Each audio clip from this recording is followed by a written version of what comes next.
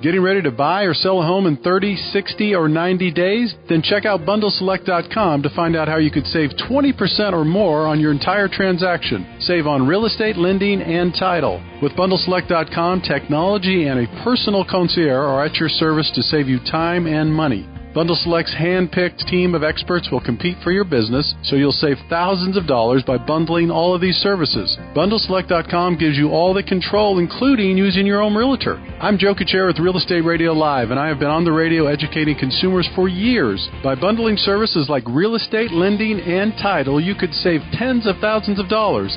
Act now, and this new model could save you money on your move, lower your interest rate, or cover your closing costs. Visit bundleselect.com. That's bundleselect.com. The estimated minimum savings are based on a comparison with the national average. Individual results may vary, and the estimated savings are not guaranteed. Bundle Select Inc. is a licensed real estate broker. California Bureau of Real Estate Broker license number 004666902.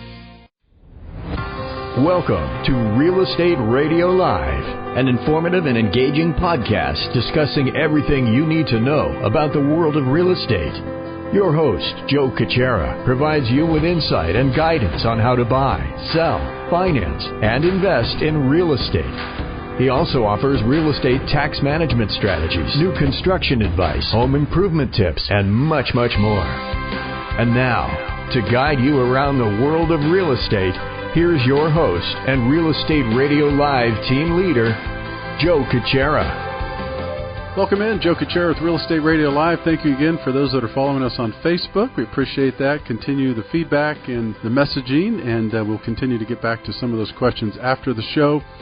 Most of you know I've been following the show for almost 8 years. The focus is always the same. The objective when I started the show was to provide you, the consumer, with as much education and information as possible to help you make wise decisions in and around your real estate. So that means buying, selling, financing, marketing, anything you do in and around real estate. We will continue to have great guests like we have today, good content, information, with the objective to continue to provide that for hopefully an interesting show.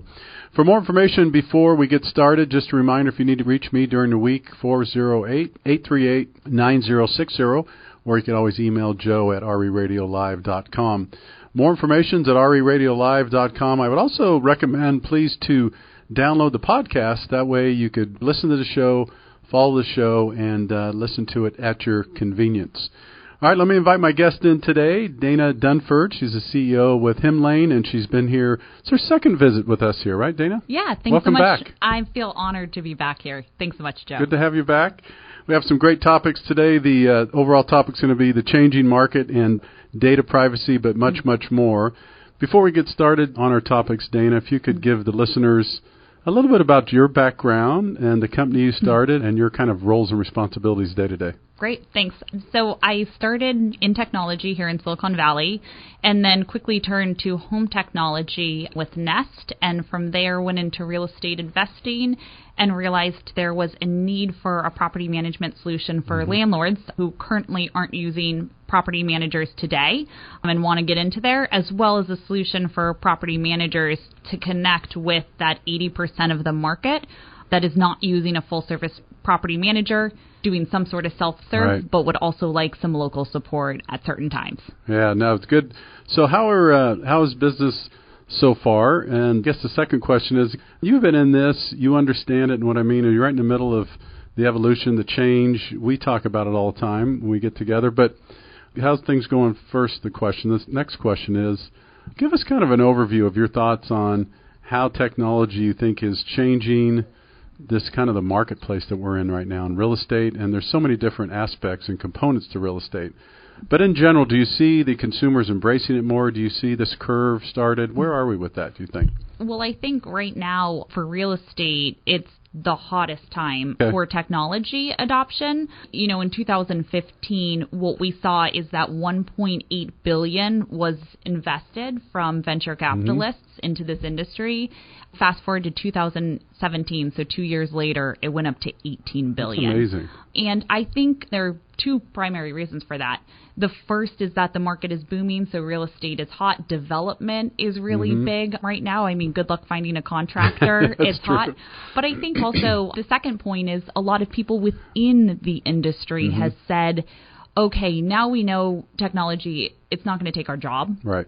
And how do we work with it and make a better experience for our consumer, that's how DocuSign started. It's actually really interesting. In speaking with the DocuSign team, they had said it wasn't the real estate agents who came to us, even though they were the primary market for us.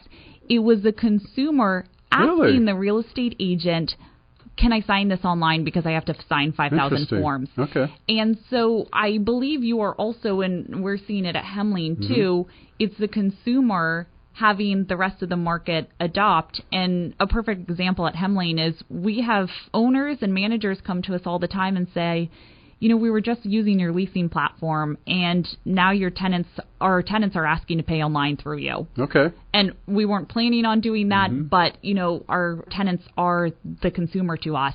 Yeah. And so we have to adopt. And so the industry is now finally seeing that transformation in a really positive way. We talk about it a lot with your business as well. I think it's something the consumer wants with Bundle Select. Right. And so we're just going to continue to see that progress and happen.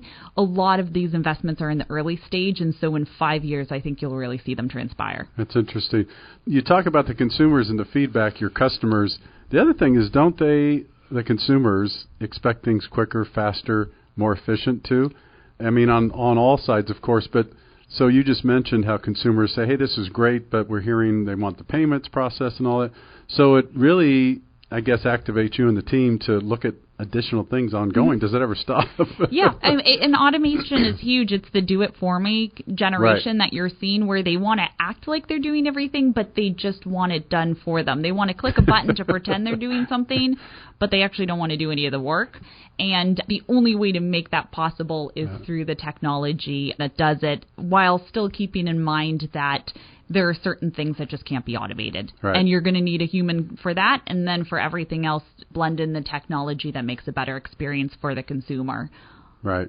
Well, let's talk a little bit about privacy. And, with this big deal recently with Facebook and the problems that, that sent some shockwaves through the industry. What's your position on that, and how does that affect businesses in general? Does it affect your business? Or do we all, no matter what we do, if we have an online presence, we have to be really careful of how we operate that way? I definitely think for the better, consumers are asking how their data is being used. We're even seeing that today at Hemlane, and it's a really positive thing right now. I couldn't believe how many people would sign up onto Hemlane and not ask, is this system encrypted? Yeah. What are you doing with my data? And Facebook really brought to light how your data is being used. And I think about it in two ways. First, just in general, as the technology company, how do you use that data for the benefit of your customer? And then second, relating it to real estate.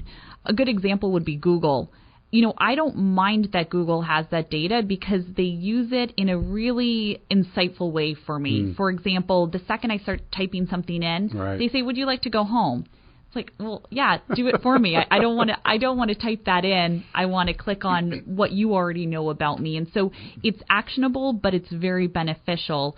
On the flip side, obviously, how Facebook became so popular in this conversation was they were using it for clickbait and for ads. Right. And is that really beneficial for me to see that pair of shoes online that I really don't care to see, but you think that I might need because you know that I might have some event coming up, a real estate event? That is where I do think you have to be careful of how you cross that line.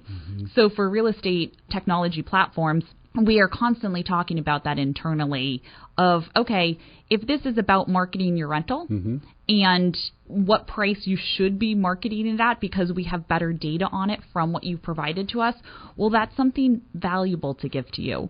But actually selling that data or using it where it might not be something that really benefits you in that do it for me, I don't want to do it, but take my data and give me insights. And so you have to be careful of that. And then also just the encryption and security. With any real estate transaction, you're giving away your income, your credit, all of that stuff should be encrypted. And so I've seen systems out there in technology where you can type in the social security number and it's not stored as a token. So anyone on the back end could just steal that. And something will happen like the target breach within this industry to a lot of those companies. And so when you do look at software and technology within real estate, you do have to question whether you're working with your broker, lender. You really have to question, well, what are you using and where is this information going? Very good. What about interest rates? Fed's raised. The word is they're going to raise again. maybe a couple times this year. I mean, I'm in this business too. I see it every day. Certainly, when the rates go up a little bit, there's always concern. There's talk about it. It has some effects on markets from time to time. But do you think there's an overall, I mean, if we don't know how much they're going to go up, but I think we've seen the last of the all-time low interest rates. I think we all could be sure of that, right? Yeah, absolutely. Is that good for the market, bad for the market, or do you see any changes there, or is it just business as usual? Well, I think it's definitely going to slow down the market. I mean, here in California, they've said resales are only going to go up 1% in 2018 was what the California Association of Realtors predicted. And therefore, you have to think there's going to be a bit of a slowdown, still a hot market. You see other things affecting it. So the interest rates, like you said, I don't think they're ever going to be as low as they have been in the past couple of years. But also the Trump's tax bill, obviously here in California, home prices are so expensive that the MID, the mortgage interest rate deduction, you know, now it's gone from $1 million to $750. Yeah. And so certain things like that will affect it. And I think there will be a slowdown.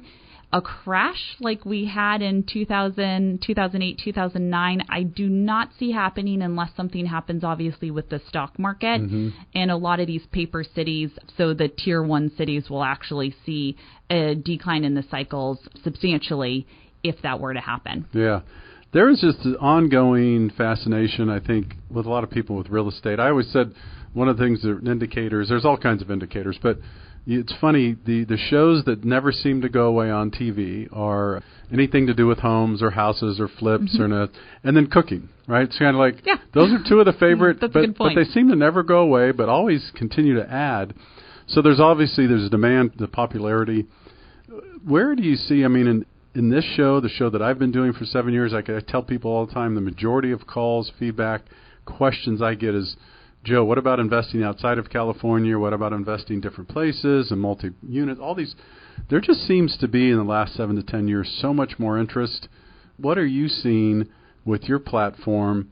The market just must be endless with the people that are more and more involved in investing with real estate. Yeah, and that was, you know, one of the things of why Hemlane has grown to be what it is today, is that with technology, you could not have done this 10 years ago. Correct. Where you could purchase properties anywhere, manage them, consolidate them, and feel confident. It was really I'm going to invest in my backyard. Right. And now what you're hearing, it would be kind of like if in your neighborhood you said I could only invest in the stocks that are the companies that were formed in my neighborhood. Right. You can pick up any company and purchase their stock. And so for real estate, as a real estate investor, the smartest ones will say the best investments aren't in my backyard. Yeah. And they will look other places on the long-term side of investing, so buy and hold, which I'm a huge advocate of, and I'll talk about flipping and some of my concerns there. But for buy and hold, you know, purchase to rent ratios, for example, in San Francisco, if you purchase a property there, and if anyone actually has purchased a property there where they are not, and their purchase to rent ratios are pretty good, I'd like to hear about that. But in most cases, the cap rates don't make sense, and you can't become cash flow positive on it. Right. Unless you're putting a lot of cash down. And so you really have to believe in appreciation. And for most real estate investors, that's a risky game. Right. Especially when we're at a market high. And so they are looking at other places where they can become cash flow positive the moment that they invest in that property. And so for any real estate investor, I'd say you should look everywhere, do your research, see which cities are growing the most and are continued to expected growth, and then go from there and find a neighborhood and a property that makes sense. And so, the game has changed significantly. Yeah. Technology, I think, has helped with that. As far as the flipping, that's an interesting one because right now, I think these television shows, to your point, cooking and real estate, cooking and flipping. Yeah, you don't see it. It's cooking and flipping. I love that. You don't see it in buy and hold. That's not sexy to them. No, they want flipping and this tear down and look how beautiful we've made it. And my only concern there is if the market turns and someone is mid-flip, there are going to be a lot of foreclosures, a lot of banks knocking on their doors for that money. And so there are certain games you can play that are less risky than others. Experienced flippers know that, and they mitigate that risk, but you see a lot of people seeing it done on TV and just purchasing anything without really understanding. If you're doing a flip, for example, in this area, you have to increase square footage. Oh, right. To make it worth it. Those types of questions that you should be asking when you get into the game. Very good. All right, here's what we're going to do. We're going to take a quick break, and we're going to come back and talk more. We have in studio today Dana Dunford, the CEO with Hemlane. We're going to come back and talk more. For those that are watching us on Facebook, stick with us. We'll take a quick break. We'll be back with you in about a minute. For more information on today's program, visit RERadiolive.com. That's RERadiolive.com.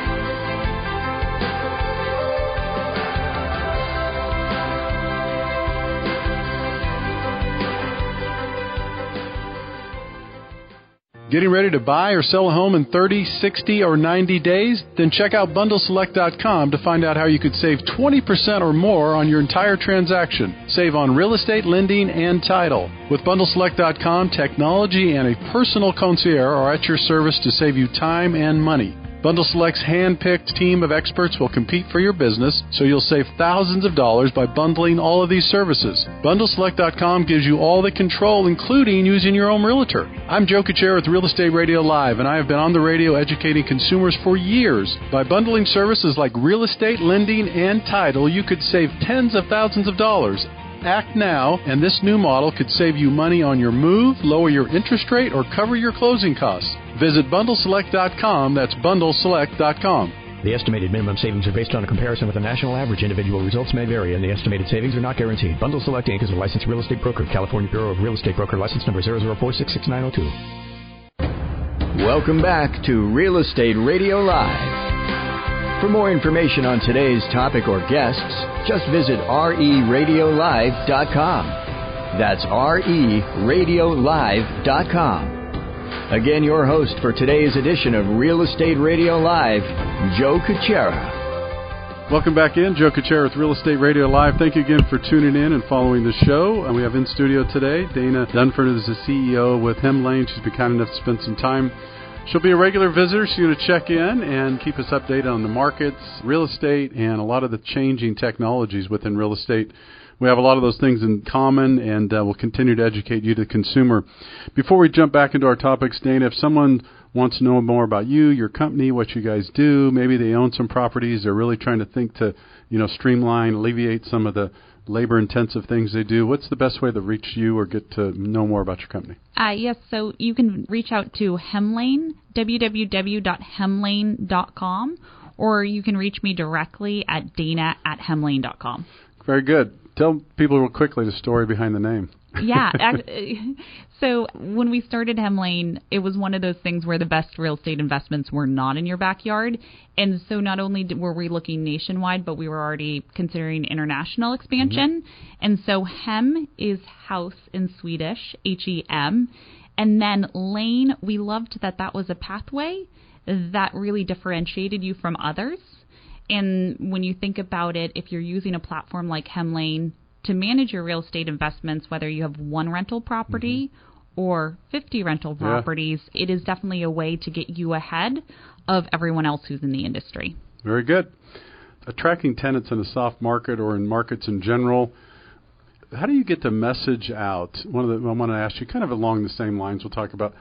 How do you get this message out as well as you can to people to find out what you guys are doing, how to benefit, how to test it out, why it could be better? How do you guys get that message out on a regular basis? Our number one source has been referrals. Okay. So when someone joins Hemlane, they at least recommend it to one more person. But we're a huge fan of free trials. Okay. So we say try us for free for 30 days.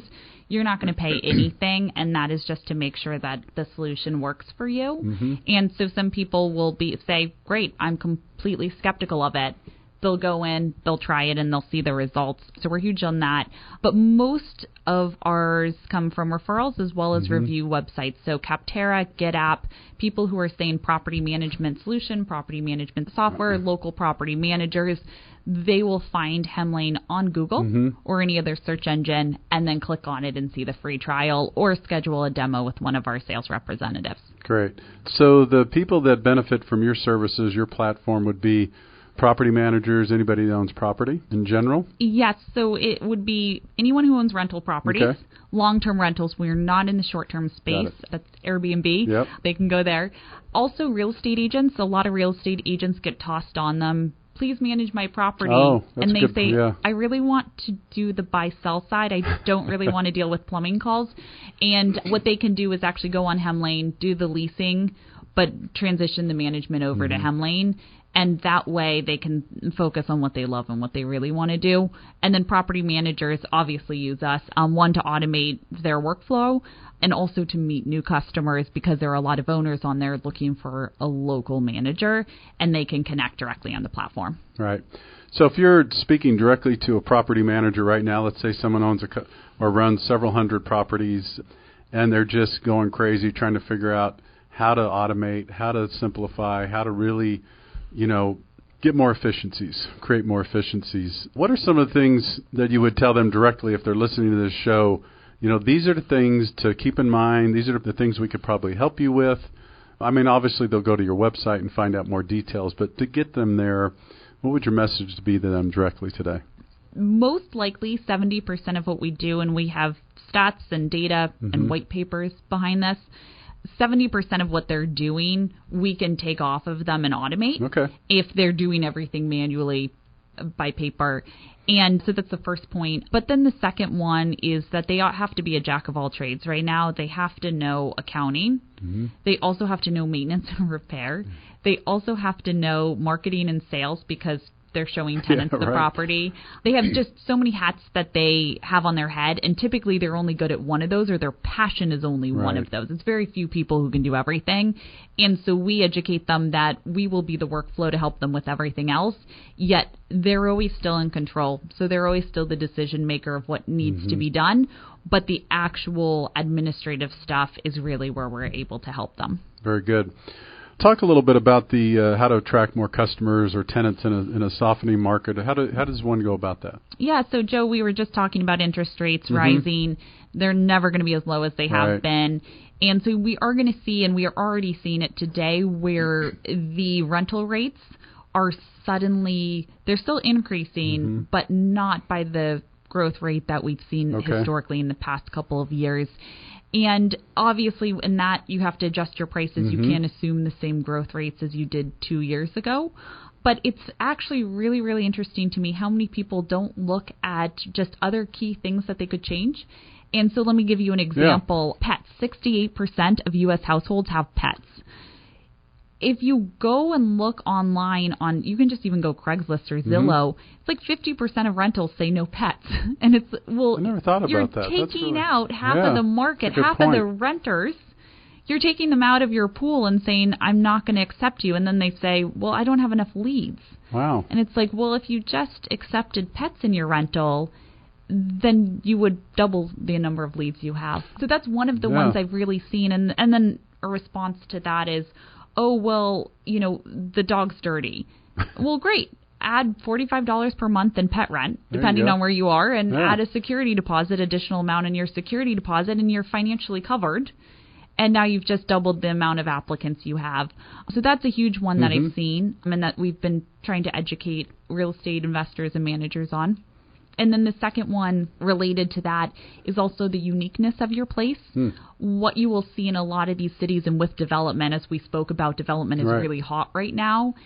One of the things you'll see is a lot of these smaller landlords and smaller property managers are trying to compete on the amenities that these big condo complexes and these big REITs, real estate investment trusts, have.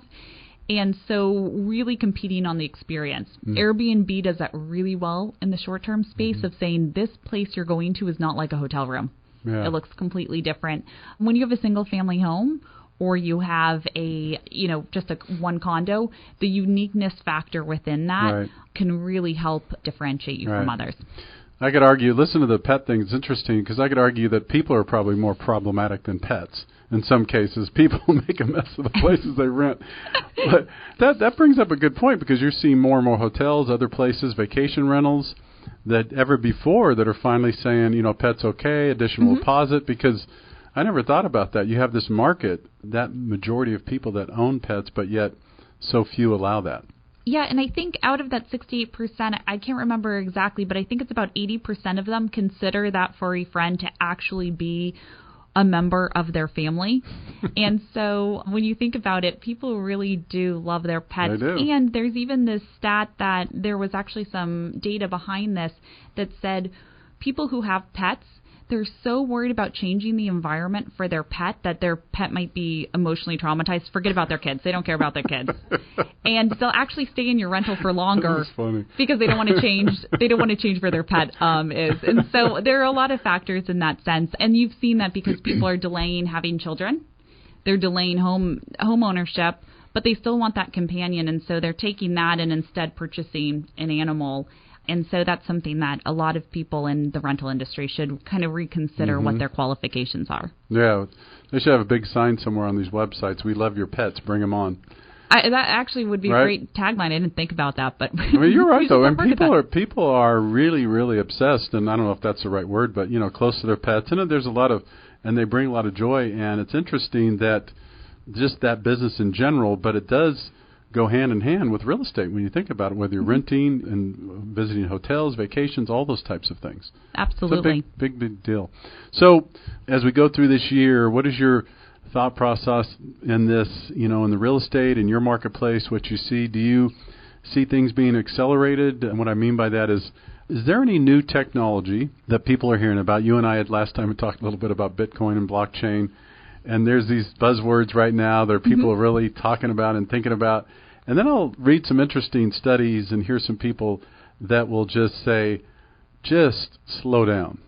It's all hype. I know it's coming and it will be coming. But so what's your take, maybe if you give us a few minutes on Bitcoin and blockchain? And I guess the first thing, a little bit about it as a summary, as a technology, and then how it may or may not apply or benefit the real estate piece.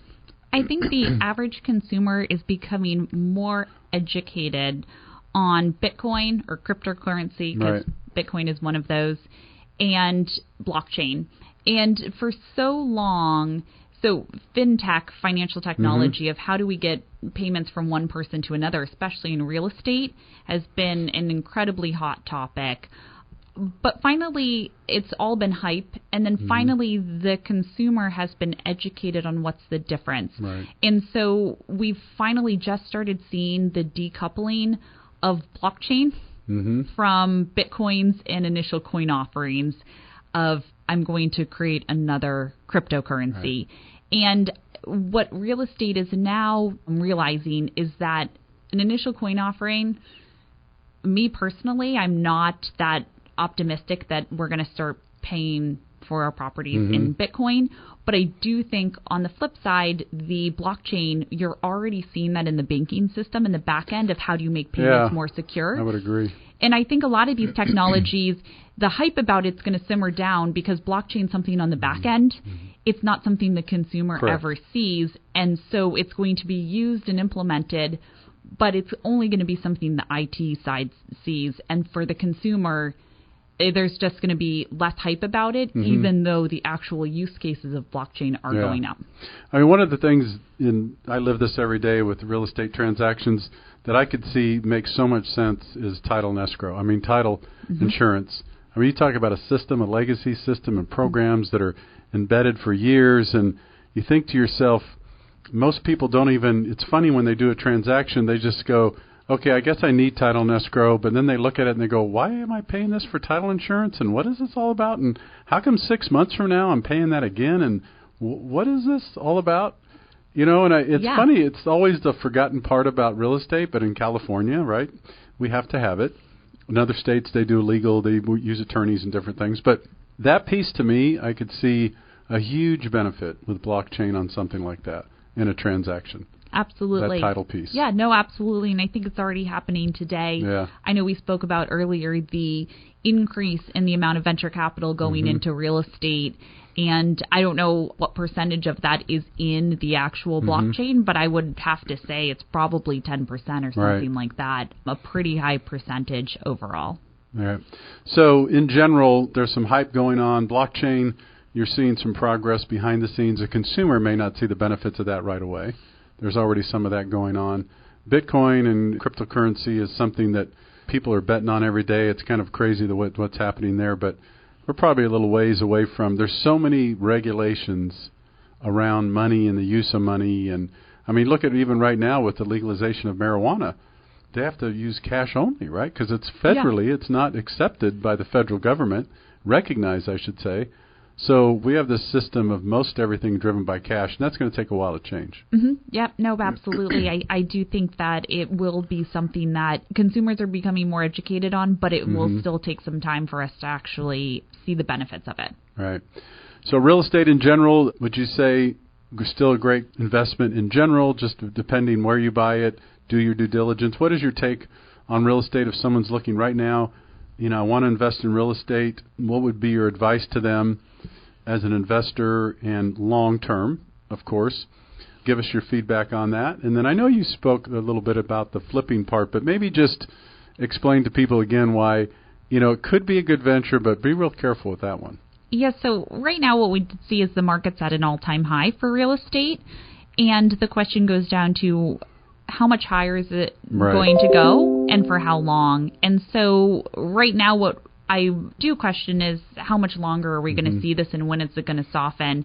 As someone who's investing in real estate, if you're buying a primary residence and you're going to have it for 20 years, it doesn't matter if you buy now and it goes down, because in 20 years it will go up. Right. And by the way, if you've kept that money in the stock market, the stock market might crash tomorrow, and then you actually don't even have a physical asset.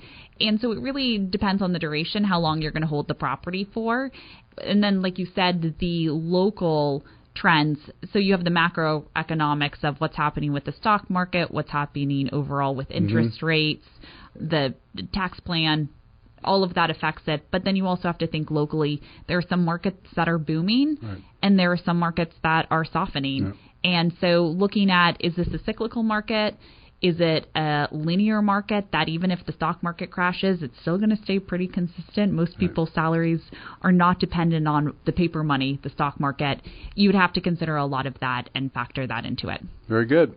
Before we close out, one more time, if you give listeners and the people watching the show, if they'd like to get a hold of you or find out more about your company, how would they do that? Great. You can reach out to us at hemlane.com. That's HEMLANE.com.